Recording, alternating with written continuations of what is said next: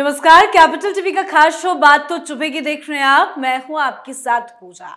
आज लेकर आई हूं एक ऐसी बात जो मोदी विरोधियों को बड़ा चुभेगी, कांग्रेस पार्टी के दिल पर लगेगी और कांग्रेस की पोल भी खोलेगी।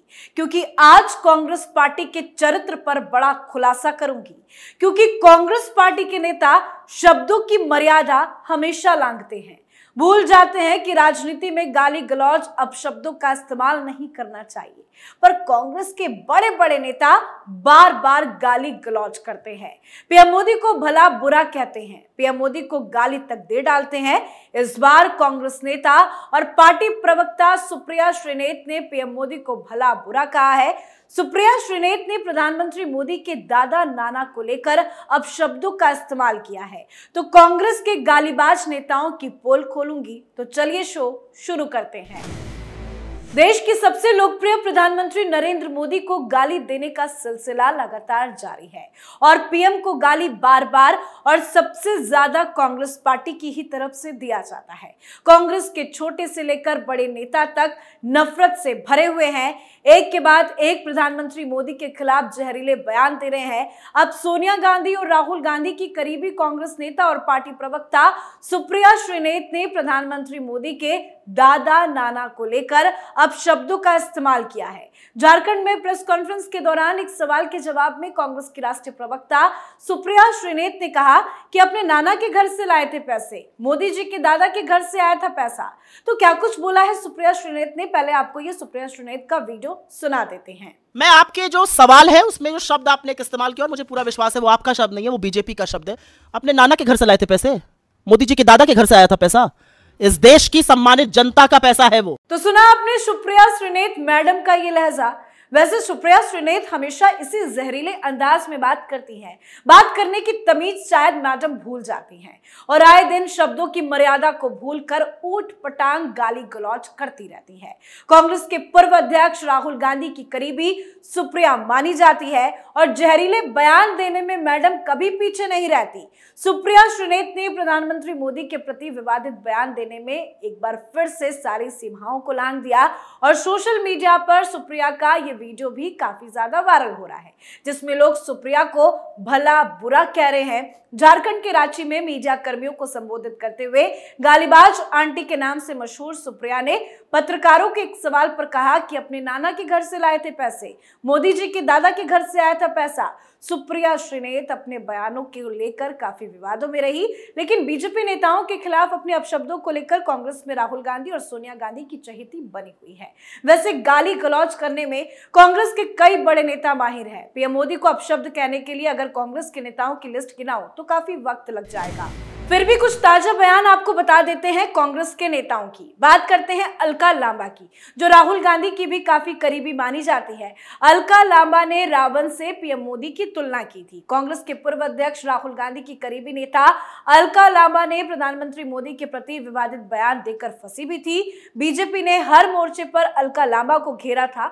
अलका लांबा ने पीएम मोदी की तुलना रावण से की, तो अलका लांबा का आपको ये बयान भी सुना देते हैं। देखिए, रावण को तो वो बहुत बड़ा ब्राह्मण मानते हैं, पूजा होती है उसकी इस देश के, अगर आप दक्षिण भारत की तरफ जाएं, है ना। मुझे लगता है वो रावण अपने राज को चलाने में उसमें 10 कमियां थी। माँ सीता का उसने जो है अपहरण किया। पुरुषोत्तम राम एक माँ सीता के लिए पूरी लंका, पूरे रावण से अपना सब कुछ त्याग कर वो लड़े हैं।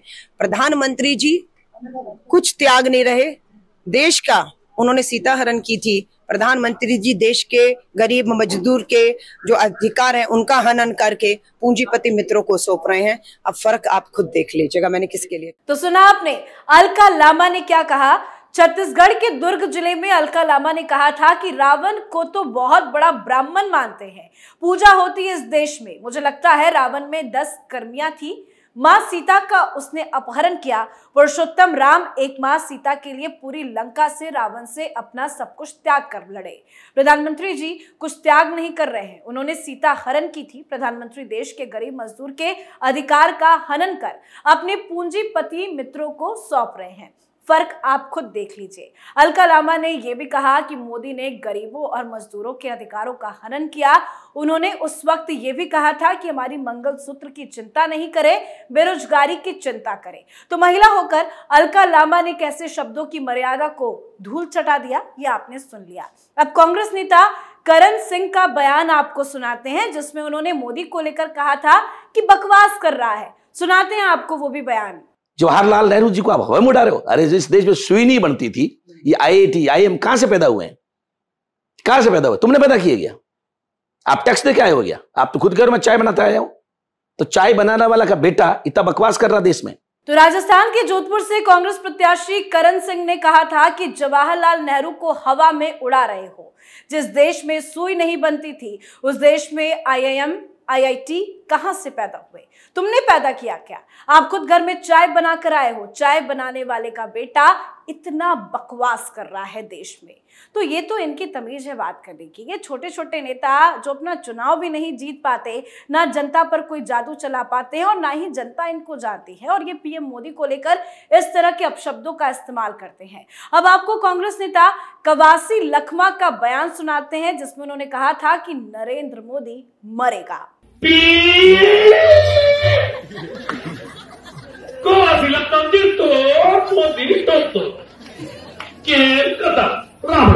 तो कांग्रेस नेताओं के बयान दिन प्रतिदिन निचले स्तर को छू रही है। छत्तीसगढ़ में बस्तर लोकसभा सीट से कांग्रेस प्रत्याशी रहे कवासी लखमा ने हार नजदीक देखकर PM मोदी के लिए अपशब्दों का इस्तेमाल किया था। कवासी लखमा ने ग्रामीणों को गोड़ी बोली में संबोधित करते हुए कहा, कवासी लखमा जीतोड़, नरेंद्र मोदी ढोल तोड़। यानी कवासी लखमा जीतेगा और नरेंद्र मोदी मरेगा। खेल खत्म, राम राम। अब चौंकाने वाली बात यह है कि कांग्रेस के इस तरह के गंदे भद्दे बेतुके बयान पर पार्टी कभी भी एक्शन नहीं लेती, बल्कि कहा जा सकता है कि कांग्रेस पार्टी में उन नेताओं को ज्यादा तरजीह दी जाती है जो मोदी को गाली दे। वैसे जब राहुल गांधी, सोनिया गांधी, मल्लिकार्जुन खड़गे खुद PM मोदी को गाली देते हैं तो दूसरों की बात ही क्या करें। राहुल गांधी PM मोदी के खिलाफ कई बयान कई बार दे चुके हैं। राहुल गांधी ने कई बार प्रधानमंत्री मोदी के खिलाफ विवादित बयान दिया। एक चुनावी सभा को संबोधित करते हुए सोनिया गांधी के बेटे राहुल गांधी ने प्रधानमंत्री मोदी को पनौती कहा था। क्रिकेट विश्व कप फाइनल मैच में ऑस्ट्रेलिया के खिलाफ भारत की हार पर कहा था कि अच्छा भला वहां हमारे लड़के वर्ल्ड कप जीत जाते, लेकिन पनौती ने हरवा दिया। राहुल गांधी के इस बयान की चर्चा आज भी होती है। तो वहीं एक बार राहुल गांधी ने मोदी को डरा हुआ तानाशाह करार दिया था। दरअसल दिल्ली के मुख्यमंत्री अरविंद केजरीवाल की गिरफ्तारी के बाद राहुल गांधी ने प्रधानमंत्री मोदी के खिलाफ आपत्तिजनक शब्दों का इस्तेमाल किया। उन्होंने ट्वीट करके लिखा था कि डरा हुआ तानाशाह एक मरा हुआ लोकतंत्र बनाना चाहता है। मीडिया समेत सभी संस्थानों पर कब्जा, पार्टियों को तोड़ना, कंपनियों से हफ्ता वसूली, मुख्य विपक्षी दल का अकाउंट फ्रीज करना भी असुरी शक्ति के लिए कम था। तो अब चुने हुए मुख्यमंत्रियों की गिरफ्तारी भी आम बात हो गई है और कई बार राहुल गांधी मोदी के खिलाफ बयान दे चुके हैं। मल्लिकार्जुन खड़गे ने तो मोदी के पिता तक का अपमान किया।